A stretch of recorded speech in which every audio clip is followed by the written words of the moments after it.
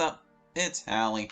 Welcome back to Undercurrents. When we last left off, we were on Natsuki's route, and we were in the middle of this thing. We had gone over to Amelia's place and met her sister, and then she had to take us outside for some reason. Me? Shouldn't you be asking the obsessive sibling? I meant how you even got onto the topic in the first place. Oh, well, that I don't remember. Seriously, what do you expect me to do? Explain to her that you're not perfect? And shatter her perception of me? Never. She rolls her eyes, a little smug grin flashing across her features. No, what do you expect me to do about the problem with Kaito? I know she's like that with me, and I'm okay with it to an extent because it reinforces that she shouldn't be like that with boys. It prevents her from doing the same to Kaito. So that's why her mood was sour. Most likely. I think Kaito's just using her to get back at me, but I can't be certain. That makes way too much sense. Right, but they've been dating for almost 6 months. I don't even know how they met. It's a difficult one, isn't it? Have you talked to your parents about it? If I did, then I'd have to tell them what initially happened. You haven't even told me. Yeah. She turns back toward the door. You should get home before it gets any darker. Oh, sorry you missed out on the dinner. I'll bring some slow lunch for you tomorrow. Oh, sure, I appreciate it. I wave her off, starting back down the road. What a hell of a day. My head aches, throbbing with a distant pain. My bag finds itself flying toward the sofa as I walk past the living room, headed to the kitchen. Only it seems to stop early. Oof. Meanie! In my pained daze, I turn to face the noise. Sayori. Huh. She pouts as she gently places my bag down. You threw your bag at me! Now I throw it on the sofa. She strides up to me, still pouting. But you hit me instead! Sure, whatever, sorry. What's up? Her playful tone vanishes, replaced by a look of concern. I've got a massive headache. Oh, well, sit down and I'll make you something for it, okay? No, I've got... Sit down! And I'll make you something for it. I shrug, accepting her offer. Wait, Sayori. She turns back toward me. Sorry, I didn't mean to be so blunt. Not feeling well is no excuse to be rude to you. Especially when you were waiting for me, right? It's fine, I don't mind. Still, even if you don't, I have to be a little better to you. You mean a lot to me, you know. Well... She turns back around, heading toward the kitchen. I'm glad you feel that way. I slump into the couch, letting the exhaustion from the day finally wash over me. You didn't even do anything that exhausting. Dee? Odie? Melody? My eyes flutter open at the sound of Sayori's voice. Here, I made you some tea and got you some painkillers. Oh, thanks. I take the cup of tea and drink it. Odd taste, I have to say. What is this? It's some sage tea. You brew tea with sage leaves that add a little lemon and honey, and it works wonders for treating stuff like ear infections, sore throat, and sometimes headaches, depending on where they are. Besides, it tastes pretty good. Then there's the painkillers, which will help too. I see. My mind is still fuzzy, not really letting me process anything. So, did you have a good day? Pfft. I almost spill my tea as my senses return in an instant. Dude, you were with me the whole time. Oh yeah, but I didn't ask how your day was. I mean, it was alright. Your friend Natsuki, she's an interesting one. She is, yeah. I'm surprised she doesn't have more friends. She's really quite friendly when you get to know her. Sure seems that way, yeah. I nod along. But how did things go with Amelia? You definitely didn't just walk her home and for how long you were gone. No, she invited me in, and then we got to talking, and... Oh my god, you didn't sleep with her, did you? What? No. What gave you that impression? Her sister was home. So you would have if she hadn't been there? Where is this coming from? No, we just talked. The way you worded it made it seem like you were gonna say that. Besides, I wasn't gone for that long, was I? Sayori ponders the question for a moment. I suppose not. Would explain your exhaustion, though. Sayori, I didn't sleep with her, okay? Nor do I have any plans to. Really? I would have thought she'd be right up your alley. You talk all the time, and seem to really know a lot about each other. It's called being friends. Look, if it were anyone else, sure, but knowing your track record with the word friends, and how you seem incapable of being platonic. Look. One time. I shuffle uncomfortably on the sofa. It's the first time we've talked about it since it happened. Only once, and only you. She sighs, bringing her hand to mine and gently clasping it. I'm sorry. There was a better way to approach the topic. No, it had to be said. It really did. But hey, let's not bring down the mood, okay? She gives me a small but warm smile. Sure, it's ancient history, right? Yeah. We both stand and make our way to the kitchen. It's time for dinner. So that was what came between them all that time ago. Wednesday the 1st. I wake up to the sound of my alarm. Strange, I'm always up before that goes off. It's only insurance. Still, better get up or I'll be late. Wait, why is it still dark out? The clock clearly tells me the time is 4:11 a.m. Sayori. I've been pranked, haven't I? God damn it. That's the last time I ever offer her my phone. I guess I'll get up and grab some water. Not like I'll sleep properly again like this. Why is the light in the kitchen on? Did I forget to turn it off? No, I always do. It's habitual at this point. Someone's in my house. I race back upstairs as quietly as I can, grabbing the heaviest thing I can find. Well, if it's the best I've got. In my hands, I hold a microphone stand. Amelia wanted me to stream with her, so brought me some of the stuff I might need to do so. It's a shame it'll be wrecked in this way, but I'll pay it back in the morning if I have to. If I live long enough to see that through. No, just go. Do or do not. And I can't afford to do not here. What? The ever-loving shit. Oh, Mel? Good morning. The implement I had planned on using in my defense has fallen to the ground. Instead, I stare slack-jawed at the sight in my kitchen. Look, I can explain. Uh-huh. It's not what it looks like, I swear. Really? Because it looks like you're making lunch with my ingredients. Well, then it's exactly what it looks like, I suppose. At my house at 4 a.m. Well, you don't need to shout. It's 4 a.m. Do you want to wake Sayori? I'm saying, what are you doing here?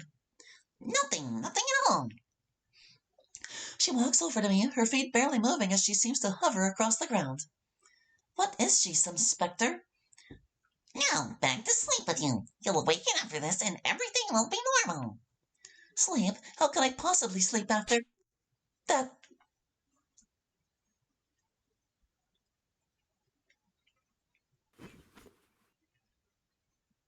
What on earth is going on?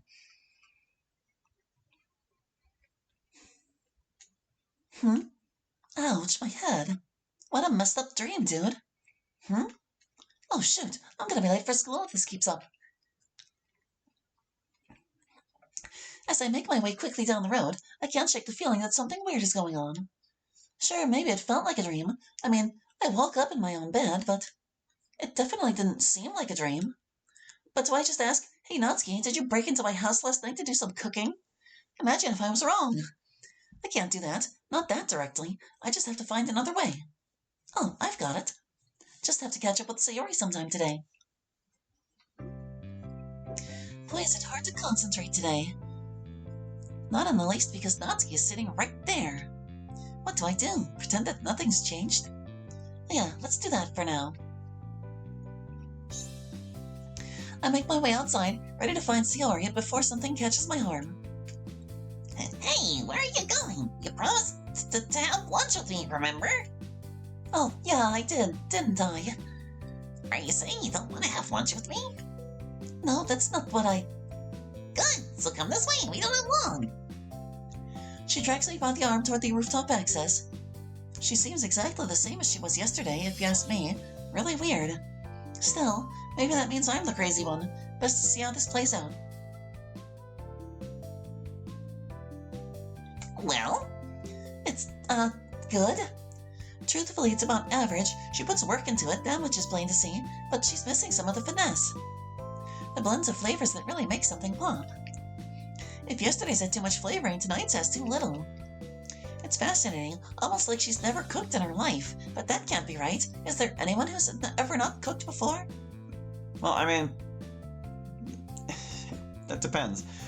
Like, for me personally, I'm only good at following directions. I know I can cook things if I've got instructions to follow, but otherwise I don't really know heads or tails of how to make a good meal. How could you go 18 years without cooking? Don't answer that, Mia. Some things are better left for the imagination. Well, it's clearly not good. Look at your face. No, I was just thinking... And not concentrating? Well, by proxy, you could technically argue that a portion of my brain power is always focused on other tasks, so can we ever really concentrate 100% of our brain? Nerd! I mutter under my breath. Have you seen your grades? So, tell me, good or not? It could use more flavor.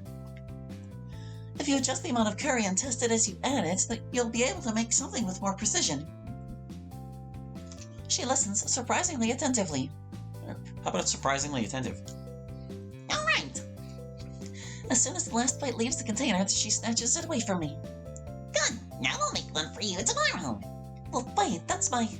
Free food. Look, maybe I want to cook something for myself. She pauses, jaw agape. Then, after a moment, she looks away. It really was that bad, wasn't it? No, it wasn't. But it was, wasn't it? It's all right, I understand. She hands me the lunchbox bag. Elsky, it's not like that, it's just... I get it, my food is terrible. You don't have to force yourself to eat it. No, give me yours. Huh? Your lunchbox. I'll make something tomorrow. It's not fair that you've been making food. After a moment, she wipes the stunned mullet expression from her face and wordlessly hands me her box. Besides, perhaps I can show you what I mean rather than just telling you. I swear I see her lip quiver as she turns on her heel and rushes from the rooftop. What the hell is this day? As I make my way to the clubroom, pushing through all the hordes of people, I find myself stopped, dragged in the opposite direction down a separate hallway. Where were you? Huh? Lunch, where were you? The rooftop? She blinks a couple times, probably out of sheer bewilderment. The rooftop? Why? I was having lunch. So you made your own lunch, did you? Wait. She said something about wanting to pack the stuff she made yesterday into a lunch for me, right? I just palmed it off as her trying to be polite. I never once thought she'd do it. Okay, there appears to be a misunderstanding here. And that would be? It might be lunch, right? I said I would. Yeah, exactly. That's just it. I didn't actually expect you to. She almost looks offended. You think I got back on my word? No, I thought you were just being polite. She bites her lip, clicking her tongue. So that's how you took it? I probably shouldn't even bother with this now, but here. She pushed the box into my hands. Take it for dinner then. It'll save you a little this week on expenses and means you don't have to go out or do all that effort to cook something up. Amelia, No, we're both at fault here. Best to just cut our losses. Take the food and like it, alright? Geez, last time I do anything nice for you. She gives me a small smile as she waves me off, heading back to her infamous Going Home Club. I'll have to do something nice for her someday to make up for all the crap she puts up with. For now, though, I'd better get to my own club. As I carefully mark down and collate notes from class through my incessant building headache, my attention is dragged away again and again by the sound of raised voices. With each sound, my ears split just a little more, like a nail driven into the side of my head with every word. God, just shut up, please. The girls are arguing over something. I'm in too much pain to pay attention to what. Besides, this study needs doing. I can't afford to waste any more time with exams in a few weeks. Siri's voice cuts through the noise, and it feels as though the argument might subside for a moment, but only a moment later it resumes in earnest. My hands now clutch at my ears and head, the aching echoing through the rest of my body. My work remains untouched in front of me, and it occurs to me that I've no idea how long it's been since I last wrote a line, despite my best efforts. They're still shouting. Something about my manga now. As much as I tried to avoid it, it seems they've changed from their previous argument, which is probably why they're still able to continue. Monica's voice now joins the pandemonium, only further contributing to my misery, though it would seem no one's noticed. Like stabbing needles, every consonant drives deeper into my skull, taxing me more and more effort just to stay still.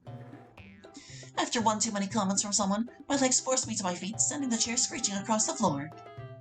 For the love of God, guys! I receive 2 sharp glares, which quickly shift to looks of shame.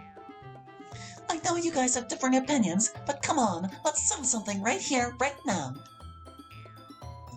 I stand up, placing my revision book to the side, and walk over to the front of the room. Sure, when I walked in, it was nice and peaceful. That was, of course, until these 2 got into an argument. Again. Tea is good, so is hot chocolate, and so is coffee. Manga is a form of written expression involving words, therefore by definition making it literature. And finally, someone having an opinion different to you does not make them less than you. It makes them experienced in a different way, and learning from those experiences are what make you stronger and wiser. Do I make myself clear? A couple of blank stares bounce across the room. Good.